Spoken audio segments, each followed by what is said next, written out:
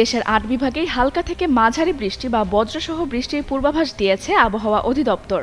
কোথাও কোথাও হতে পারে ভারী থেকে অতি ভারী বর্ষণও।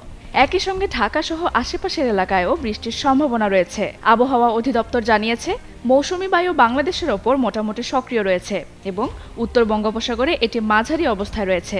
এর প্রভাবে আগামী ৫ দিন দেশের বিভিন্ন এলাকায় বৃষ্টির প্রবণতা অব্যাহত থাকতে পারে। রংপুর, ময়মনসিংহ ও সিলেটের অনেক এলাকায় এবং রাজশাহী, ঢাকা, খুলনা, বরিশাল ও চট্টগ্রামের কিছু এলাকায় দমকা হাওয়া সহ হালকা থেকে মাঝারি বৃষ্টি বা বজ্রসহ বৃষ্টি হতে পারে। এর মধ্যে রংপুর, ঢাকা, ময়মনসিংহ, রাজশাহী ও সিলেটের কোথাও কোথাও মাঝারি ধরনের ভারী থেকে অতি ভারী বৃষ্টিরও আশঙ্কা রয়েছে। এদিকে ঢাকা ও আশেপাশের এলাকাতেও আজ বৃষ্টি বা বজ্রসহ বৃষ্টি হতে পারে। সঙ্গে বইতে পারে দক্ষিণ ও দক্ষিণ পূর্ব দিকের বাতাস।